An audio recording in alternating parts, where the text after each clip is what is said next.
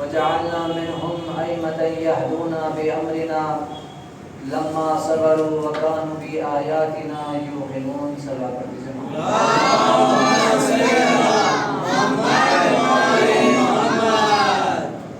خداوند عالم سورہ سجدہ کی آیت نمبر 24 میں ارشاد فرما رہا ہے، بسم اللہ الرحمن الرحیم وجعلنا منهم ائمة يهدون بأمرنا لما صبروا وكانوا بآیاتنا یوقنون، کہ ہم نے انہی میں سے ائمہ کو قرار دیا، یعنی ہم نے ہی اماموں کو بنایا۔ اور بات آگے بڑھ کے فرماتا ہے خداوند عالم کہ یہ ائمہ کا کام کیا ہے، یہ اماموں کا کام کیا ہے؟ یہدون بامرنا، ہمارے اشارے پر لوگوں کی ہدایت کرتے ہیں، ہمارے حکم پر لوگوں کی ہدایت کرتے ہیں، اپنی مرضی سے کچھ نہیں بولتے، اپنے رضایت سے کچھ کام نہیں کرتے، بلکہ جو فرمان خدا کا ہے، فرمان الہی کے مطابق لوگوں کی ہدایت کرتے ہیں۔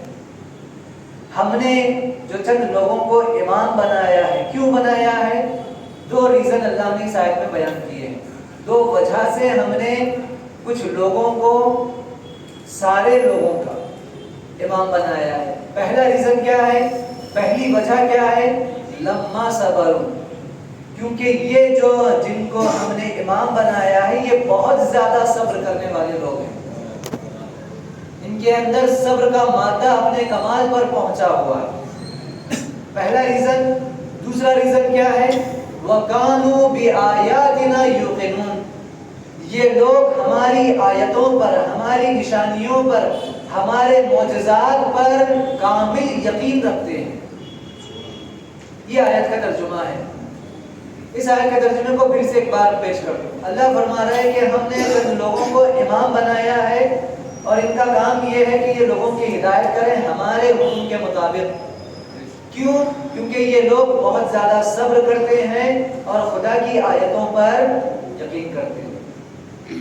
بہت جلدی اس آیت کی میں تفصیل آپ لوگوں کے سامنے پیش کروں گا۔ سب سے پہلا مرحلہ آتا ہے وَجَعَلْنَا، ہم نے بنایا ہے، اور اللہ نے رہتی دنیا تک یہ بات واضح کر دیا کہ امام بنانا ہمارا کام ہے، خلیفہ بنانا ہمارا کام ہے۔ وَجَعَلْنَا، قرآن میں بہت ساری جگہوں پر اللہ نے ارشاد فرمایا ہے، بسم اللہ الرحمن الرحیم وَأَنزَلْنَا، یہ سورہ قدر میں اِنَّا أَنزَلْنَاهُ، ہم نے قرآن کو نازل کیا، یعنی کوئی دوسرا نازل نہیں کر سکتا ہے۔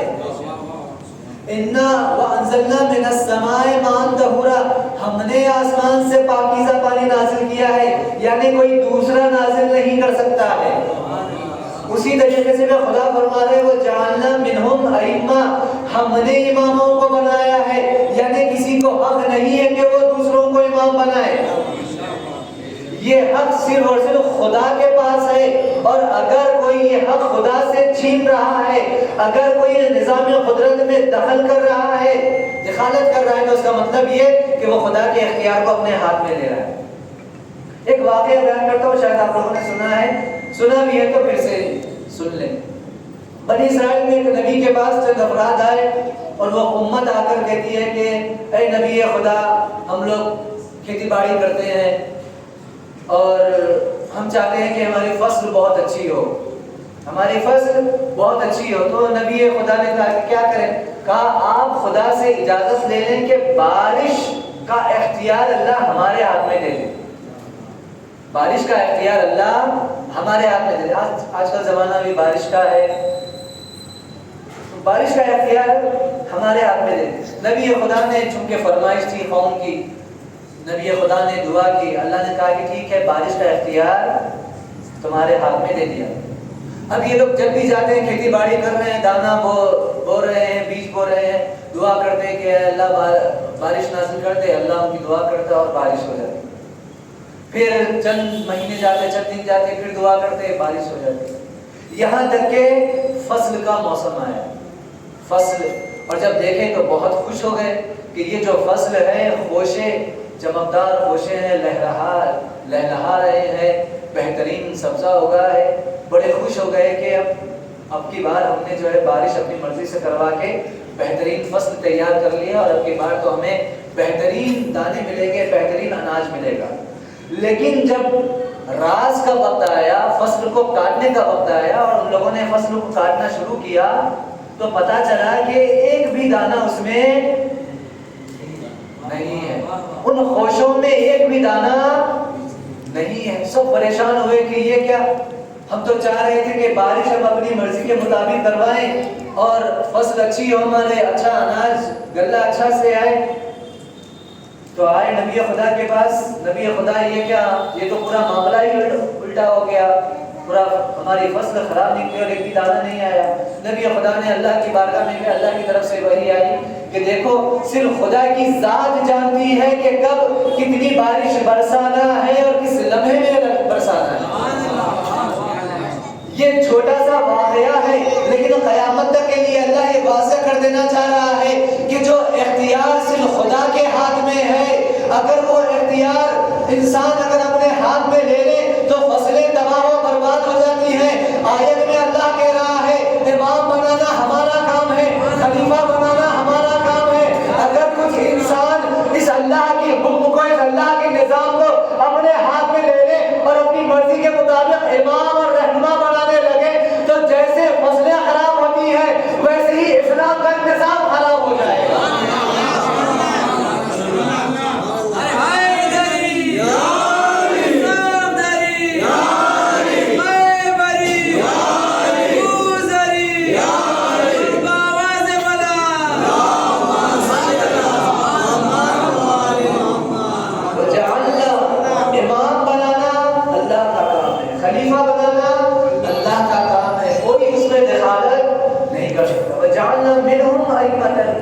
ہم بنائیں گے، کیوں بنائیں گے؟ کیونکہ ان کا کام یہ ہے کہ یہدون بامرنا، اللہ کی مرضی کے مطابق لوگوں کی ہدایت کرے، اپنی مرضی سے نہیں کہ جو ہمیں اچھا لگے بس وہ بولتے جاؤ، نہیں، یہ بولیں گے وہی جو اللہ چاہ رہا ہے، یہ کریں گے وہی جو اللہ چاہ رہا ہے، یہ سوچیں گے وہی جو اللہ سوچنا چاہ رہا ہے۔ ان کی مشیت اللہ کی مشیت ہوگی، اس کا ارادہ اللہ کا ارادہ ہوگا۔ لہٰذا علی ابن ابی طالب اپنی مرضی سے سورج نہیں پلٹا رہے ہیں، اللہ چاہ رہا تھا تو پلٹا رہے ہیں۔ یہاں اپنی مرضی سے نہیں چلے گا، یہاں اللہ کی مرضی دخالت ہے، یہ وہی کریں گے جو اللہ چاہے۔ یہدون بامرنا، کیوں؟ لما صبروا، اللہ نے ان لوگوں کو امام کیوں بنایا؟ کیونکہ یہ لوگ صبر میں بہت باکمال ہیں، ان کا صبر کا مادہ اپنے عروج پر تھا، یہ بڑے صابر بندے تھے۔ اگر آپ دیکھیں ذرا قرآن میں بہت مختصر، کیونکہ آج یہ شب شہادت بھی ہے، بہت سارے مومنین کو دوسرے مجالس میں بھی جانا ہے، آپ قرآن میں دیکھیں، قرآن میں سب سے زیادہ تقریباً 100 سے زیادہ جگہوں پر صبر کا تذکرہ ہوا ہے، صبر اور صابرین کا تذکرہ ہوا ہے۔ لیکن اس آیت کے ذریعے میں صرف ایک تذکرہ کرنا چاہوں گا جناب ابراہیم کا۔ جناب ابراہیم کتنے امتحانات دے چکے ہیں، اپنی جان کا امتحان دے چکے، اپنے مال کا امتحان دے چکے، اپنی اولاد کا امتحان دے چکے۔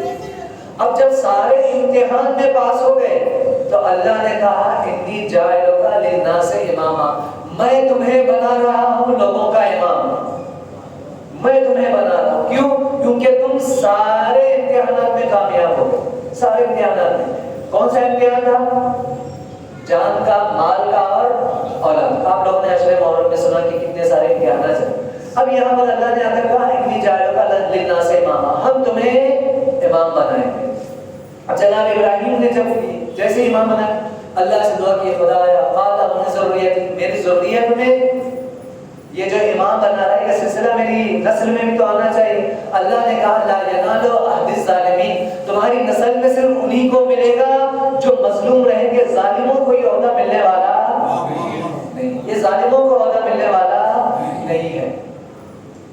مولا کائنات کے گردن میں رسن ہے، مولا کائنات کے گلے میں رسن ہے، اور مدینہ میں آپ سب جانتے ہیں ظالمین کھینچ کر مولا کائنات کو لے کر جاتے ہیں۔ جناب سلمان فارسی اور ابو ذر غفاری، ایک 10ویں درجے کا ایمان، ایک 9ویں درجے کا ایمان، جب مولا کائنات کو کھینچ کر لے جایا جا رہا ہے تو سلمان کے لبوں پر مسکراہٹ ہے۔ جناب ابو ذر کو غصہ آتا ہے کہ سلمان ہمارے مولا کی یہ کیفیت ہے اور آپ مسکرا رہے ہیں۔ کہا نہیں، جو وعدہ اللہ نے ابراہیم سے کیا تھا کہ یہ میں امامت کا عہدہ مظلوموں کو دوں گا، ظالموں تک نہیں پہنچاؤں گا. یہ آیت کا نمونہ میں دیکھ رہا ہوں کہ علی جیسا مظلوم سامنے ہے اور جو لوگ خلافت پر بیٹھے ہیں وہ علی پر ظلم کر رہے ہیں. لا ینالو عہد الظالم، یہ ایک ظلم اور صبر کا ایک نمونہ. بات آگے بڑھی، لمحہ صبر. قرآن میں دوسرے ایک نبی کا تذکرہ ہوتا ہے جناب ایوب کا. آپ دیکھیں جیسے ہی امامت کا سلسلہ جناب سید سجاد کا شروع ہوا، اب سارے اماموں کے سلسلے کو دیکھیں امامت، لیکن صرف ایک جناب سید سجاد ہے کہ جن کی امامت کا سلسلہ مصیبتوں سے شروع ہو رہا ہے. اور پہلا حکم کیا ہے جناب سید سجاد کا؟ پہلا حکم کیا ہے؟ حکم امامت. اپنی ماں اور پھوپھیوں کو کہہ رہے ہیں کہ خیمے سے باہر نکلے، اپنی جان بچائیں. یہ بہت بڑا امتحان ہے، یہ معمولی بات نہیں ہے. اب دیکھیں جناب سید سجاد ایک مرحلہ جہاں انسانوں کا یہ آتا ہے کہ ساری نمازیں، ساری دعائیں، مناجات کرنے کے بعد انسان خدا سے دور ہونے لگتا ہے.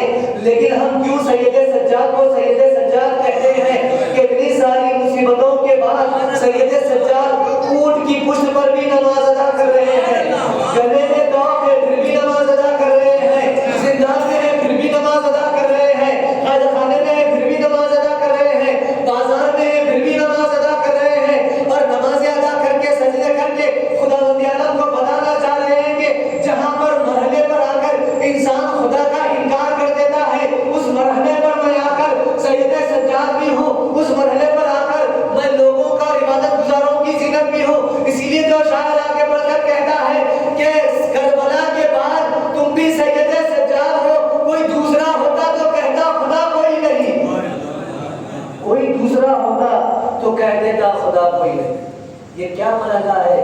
یہ صبر کا مرحلہ ہے. اور اللہ نے جو معیار بنایا تھا امامت کے لیے، خلافت کے لیے، اس معیار پر امام زین العابدین پورے اتر رہے ہیں کہ صبر کا مقام ہے. اور دوسری وجہ کیا ہے؟ وہ کانوں بھی آیاتنا یوقنون، ہماری آیتوں پر بڑا ایمان رکھتے ہیں. دیکھیے دو چیزیں ہیں، ایمان اور یقین، دو چیزیں. اللہ مومنوں کے لیے کہتا ہے کہ مومن وہ ہے جو سارے احکام، سارے اسلام، سارے عقائد پر ایمان رکھتے ہیں. لیکن صرف یہاں کے لیے، کچھ جگہوں کے لیے اللہ نے یوقنون کہا ہے کہ ہمارے بنائے ہوئے ایمان نہیں، یقین رکھتے ہیں. ایمان اور یقین ہے، میں وقت نہیں ہے ورنہ کافی تفصیل سوچا تھا. ایمان اور یقین، صرف ایک تذکرہ کرتا ہوں. جناب ابراہیم ساری چیزوں میں امتحان فائز ہو گئے، امام بن گئے، اتنے بڑے درجے پر پہنچ گئے. کہتے ہیں کہ اے اللہ میں یہ دیکھنا چاہ رہا ہوں کہ تو مردوں کو زندہ کیسے کرتا ہے. دیکھیں بات ایمان اور یقین کی ہے، تو مردوں کو زندہ کیسے کرتا ہے. اللہ نے کہا اولم تؤمن، کیا تمہیں ایمان نہیں ہے؟ کیا تمہیں، کون کہہ رہے ہیں؟ ابراہیم اور خدا کی گفتگو ہے. کون ابراہیم؟ جو شیخ الانبیاء ہے، سارے نبیوں کے، پیغمبر اکرم کے بعد سارے نبیوں میں بزرگ ہے، اولو العزم پیغمبر ہے. کہا خدایا یہ دیکھنا چاہ رہا ہوں کہ تو پیدا کیسے کرتا ہے، تو زندے مردے کو زندہ کیسے کرتا ہے، یہ دیکھنا چاہ رہا ہوں. اللہ نے کہا اولم تؤمن، کیا تمہیں ایمان نہیں ہے؟ جناب ابراہیم نے کہا ایمان تو ہے، اطمینان نہیں ہے. وَلَٰكِن لِيَطْمَئِنَّ قَلْبِي، میرے دل کے اطمینان کے لیے دیکھنا چاہ رہا ہوں تو کیسے زندہ کرتا ہے. اللہ نے کہا وہ 4 پرندوں کو جمع کرو، اور سارا واقعات جانتے ہیں. یہ ساری چیزیں ہوں. پیغمبر اکرم کے پاس ایک شخص آیا اور آ کر کہتا ہے کہ یا رسول اللہ، ہم نے جناب عیسیٰ کے بارے میں سنا تھا کہ عیسیٰ پانی پر چلا کرتے تھے، عیسیٰ پانی پر چلا کرتے تھے. پیغمبر اکرم نے کہا اگر عیسیٰ کا یقین اور بلند ہو جاتا، اگر عیسیٰ کا یقین اور زیادہ ہو جاتا تو عیسیٰ ہوا میں چلا کرتے. دیکھیے بات ایمان اور یقین کی ہے. ایمان یعنی وہ جو ہم اور آپ جیسے لوگ جو خدا کی بتائے ہوئی چیزوں پر ایمان لائے اسے ایمان کہتے ہیں. ہم اور آپ کو مومن کہا جاتا ہے. لیکن یقین کا مرحلہ کچھ اور ہے. اللہ نے جناب عیسیٰ کے لیے کہا اگر عیسیٰ کا یقین بلند ہو جاتا تو عیسیٰ ہوا پر چلا کرتے. خیبر میں کیا ہوا؟ لوگ ہاتھوں کو دیکھ رہے تھے، لوگ ہاتھوں کو دیکھ رہے تھے. पैगंबर ने कहा अली के पैरों को देखो, कहा क्यों? ईसा मोमिन है। अब पैगंबर अकरम ने फरमाया ईसा का यकीन गलत हो जाता तो हवा पर चलते, अली अमीरुल मोमिनीन है।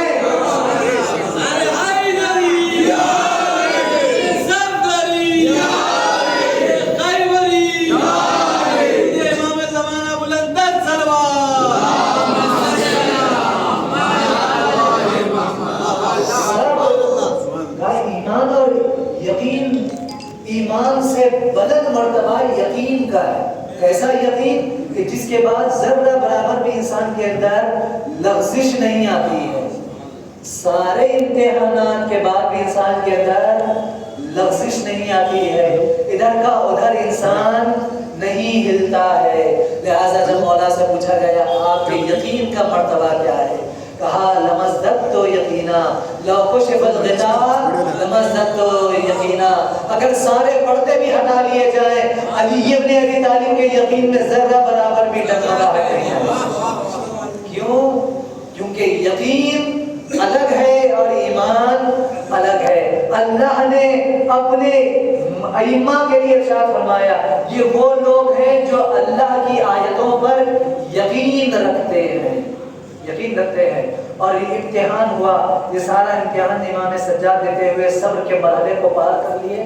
और जब यजीद ने जनाब सैयद सज्जाद के यकीन को थोड़ा सा लग़ज़िश देना चाहा और आपके यकीन को जो अल्लाह पर आपका यकीन था उसे थोड़ा सा लग़ज़िश देना चाहा, तो कहा देख लिया अल्लाह ने तुम्हारे बाबा के साथ क्या किया है।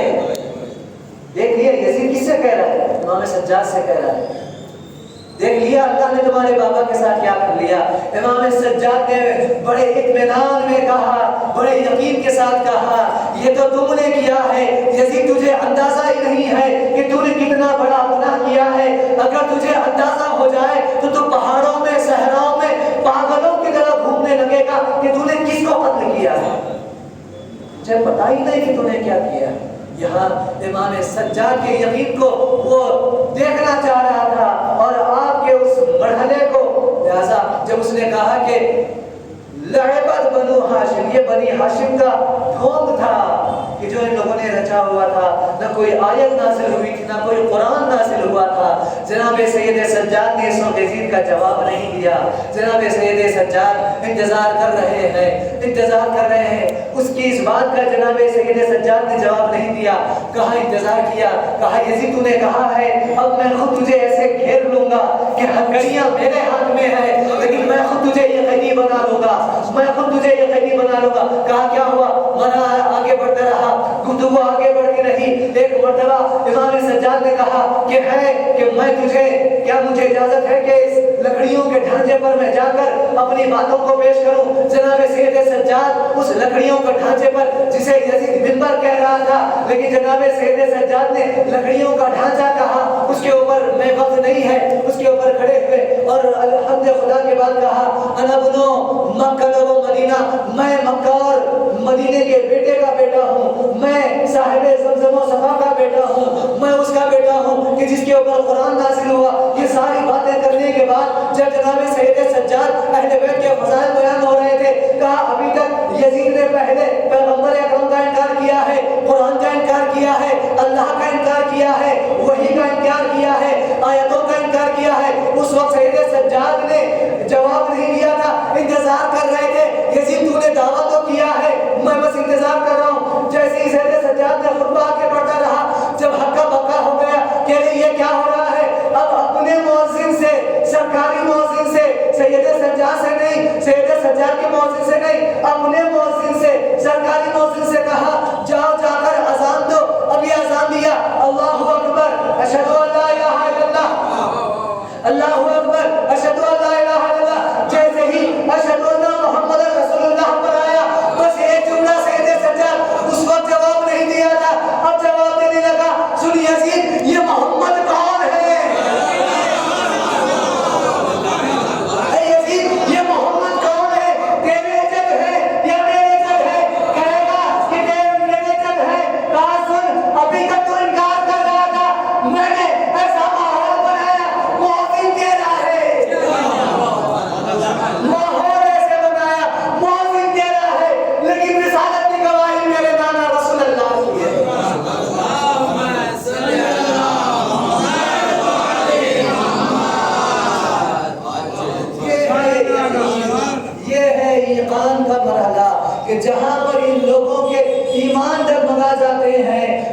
اپنے ارادے میں اپنے عقیدے میں اتنا مضبوط رہو کہ سارا گھر لٹانے کے بعد بھی سامنے ظالم ہو تو اس سے ڈٹ کر مقابلہ کرو، اس سے ڈٹ کر گفتگو کرو۔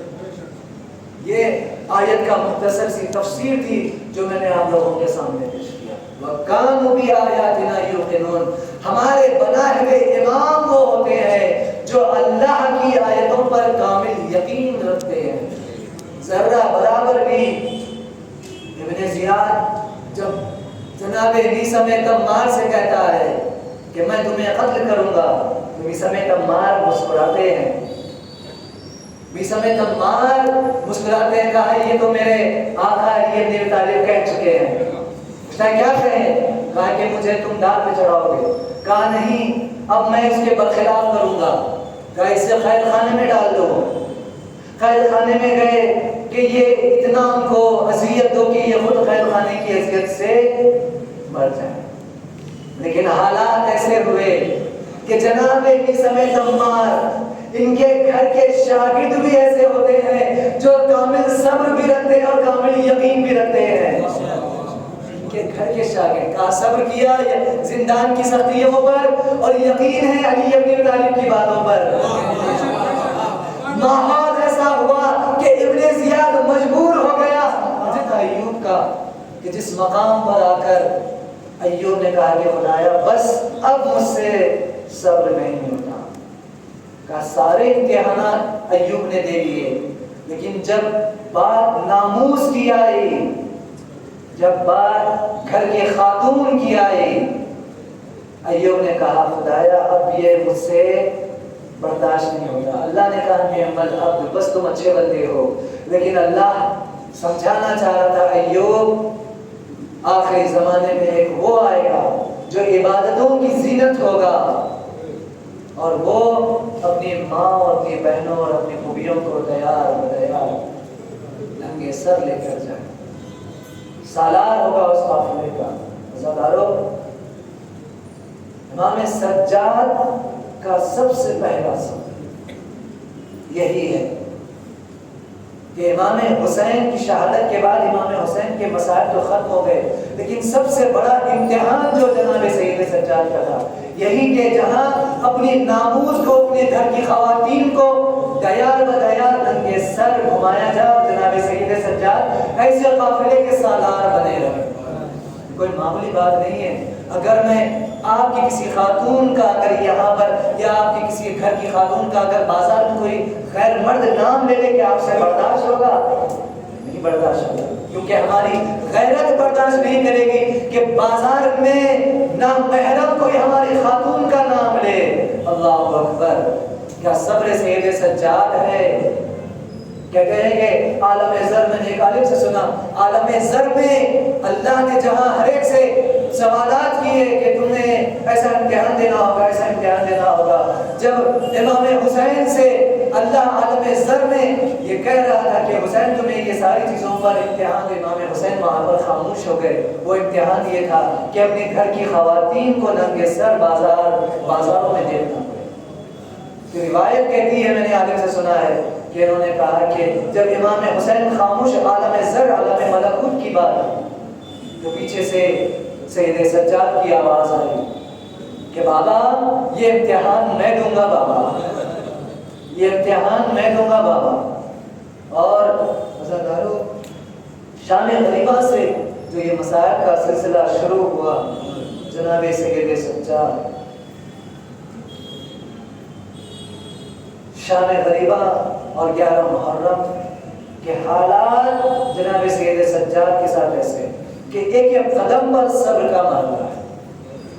یہ وہ عزادار ہے کہ آج ہم اور آپ اتنے سالوں کے بعد مسائل سن کر گریہ کرتے ہیں، لیکن سید سجاد امام حسین کے وہ عزادار ہیں کہ جنہوں نے کربلا کی مصیبتوں کو دیکھا ہے۔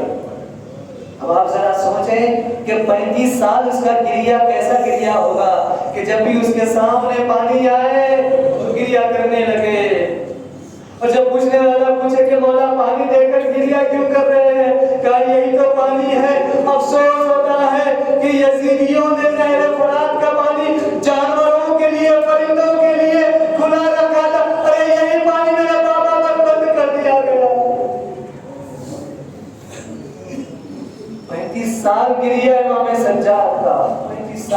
کوئی معمولی بات نہیں ہے. پانی آیا تو دیکھ کر گریا کرنا, کھانا آیا تو دیکھ کر گریا کرنا, اپنے گھر کی بیوی اور بہنوں کو دیکھ کر گریا کرنا, اور اس بات کر کے ہائے افسوس کہ میں ان لوگوں کو لے کر بازار کوفہ اور شام میں لے کر. عزادارو, مسائل کون سے رخ کو امام سجاد کے پیش کیا جائے, کون سے رخ کو کہ جو 35 سال تک جب بھی امام سے پوچھا جاتا کہ مولا سب سے زیادہ مصیبت آپ کو کہاں پہنچی, تو ایک ہی جملہ امام کی زبان پر آتا, الشام الشام الشام. ارے علماء کہتے ہیں کہ یہ 3 مرتبہ کیوں امام کہتے ہیں, کہا اس وجہ سے کہ بازار شام, دربار شام اور زندان شام. عزادارو, یہ جب قافلہ بازار شام پہنچا ہے, اور بازار شام سہل ابن ساعدی کہتے ہیں کہ جو صحابی رسول اللہ بھی ہیں, امام کے صحابی ہیں, یہ کہتے ہیں کہ میں حج ادا کرنے کے بعد بیت المقدس کی زیارت کے لیے سیریا آیا ہوا تھا, کہ میں اپنے گھر میں آرام کر رہا تھا کہ میں نے شور شرابہ سنا, تو میں نے پوچھا کہ آج کیا بات ہے, کیا شام میں آج کیا کوئی عید ہے کہ اتنا شور شرابہ ہے. میں باہر نکل کر دیکھا کہ سارا ایک قافلہ ہے جس میں کچھ قیدی ہیں, اور قافلے کے آگے کچھ لوگوں کے سر نوکے نیزہ پر ہے. میں پوچھتے اس سالار قافلہ کے پاس گیا, میں نے پوچھا آپ کون ہیں, اس شخص نے کہا تم کون ہو, میں نے کہا کہ میں سہل ہوں. کہا سہل ابن ساعدی, کہا آپ کو میرے بابا کا نام کیسے کہا, سہل ہم سب کچھ جانتے ہیں. ارے سہل, کیا تم نے اپنے امام کے بارے میں سنا ہے, کہا کون سے امام, کہا حسین کے بارے. ارے کہا وہ تو میرے آقا اور مولا ہے, کہا تم ان کے فرزند زین العابدین کو جانتے, ارے کیسے نہیں جانوں گا, ارے وہ تو میرے آقا کے فرزند ہے, کہا دیکھ کر پہچان لو, ارے وہ تو کے نیزہ پر میرے بابا کیسا. عزادارو, سہل کہتے ہیں کہ مولا یہ کیسے ہوا, امام نے سارا واقعہ سنایا. کہا میں, سہل کہتے ہیں کہ میں نے امام سے پوچھا مولا کوئی بات ہے تو عرض کر دے. کہا سہل کچھ نہیں, یہ تو میری گردن میں بہت چبھ رہا ہے, ذرا کپڑے کا انتظام کر دو. سہل کہتے ہیں ارے میں نے تو اٹھایا تاکہ کپڑا رکھ سکو, ارے جیسے ہی تو اٹھایا خون کا فوارہ. ارے ایک مرتبہ امام سے میں نے پوچھا اے مولا اور کوئی فرمائش, کہا سہل کچھ نہیں, کیا تمہارے جیب میں کچھ پیسے ہیں, کہا مولا ہے. اچھا سنو وہ پیسے جو نوکے نیزہ کو لے کر جو اشقیہ لے کر چل رہے ہیں, یہ چند پیسے ان کے حوالے کر دینا. کہا آقا کیوں, کہا ان سروں کی وجہ سے یہ لوگ تماشا میری بیویوں کو دیکھ رہے ہیں, ارے ذرا نیک نیزہ آگے کر دو تاکہ تماشائیوں کی نظریں اہل حرم پر نہ جائے. عزادارو, 35 سال بس ایک آخری روایت, 35 سال آخری وقت امام کو زہر دیا گیا, 3 دن تک امام زہر میں مبتلا رہے. آخری وہ وقت آیا کہ جب امام نے محسوس کیا کہ آخری وقت ہے, اپنے اولاد کو جمع کیا, اپنے بچوں کو جمع کیا. کہا بچوں ذرا ادھر آنا, کہا مجھے پلنگ سے اٹھا کر ذرا زمین پہ رکھ دینا. امام کہا مولا آپ کو زہر کا اثر ہے, آپ کا بدن لاغر ہے, آپ کمزور ہیں. اے بابا یہ وصیت کیسی ہے, کہا میں کہہ رہا ہوں میرے بدن کو زمین پر رکھ دو. ارے آپ کے بدن کو زمین پر رکھا گیا. امام نے کہا ارے یہ فرش بھی ہٹا دو, یہ چٹائی بھی ہٹا دو. ارے بیٹوں نے پوچھا مولا یہ کیوں, کہا میری نظروں میں میرے بابا کا جنازہ ہے. ارے دیکھو لو کفن, مجھے اچھا نہیں لگ رہا, میرا جنازہ بھی زمین پر پڑا رہے. ارے جب 11 محرم کو مجھے بابا کے لاشے سے گزارا گیا, ارے خاک کربلا اڑ کر بابا کے جنازے کو کفن دے رہی تھی, اور میرے بابا کا لاشا زمین میں کانٹوں پکھے دیتے جسے راہ شام میں, وہ ساربان اتہار مر گیا.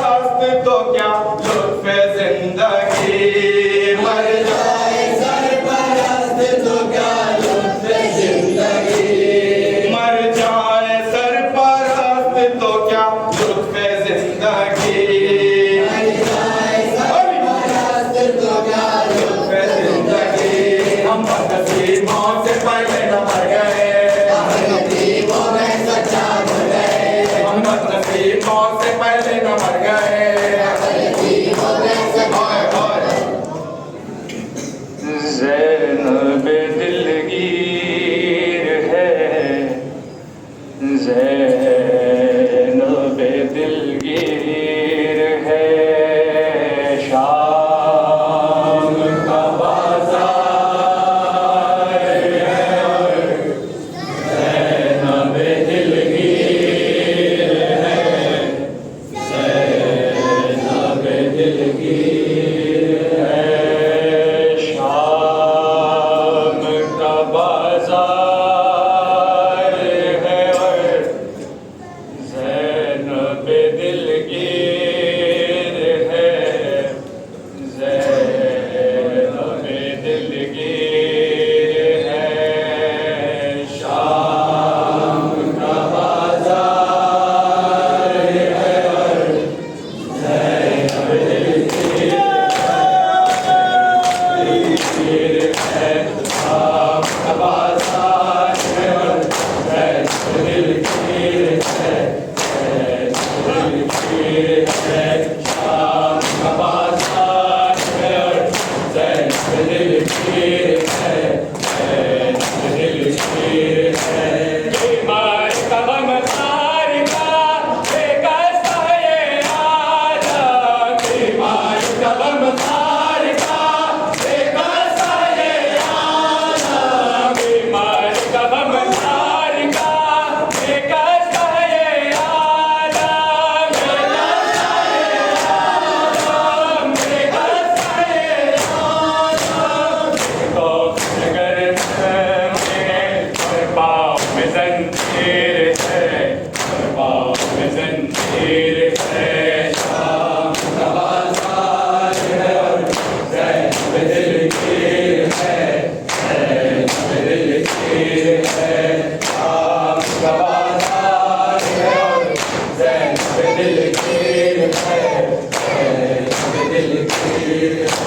बचे भी हुए कुर्बान भाई भी न बच पाया बचे भी हुए कुर्बान भाई भी न बच पाया बचे भी हुए कुर्बान भाई भी न बच पाया भाई भी न बच पाया ज़ैनब है ये नौहा ऐसी मेरी तकदीर है ऐसी मेरी तकदीर है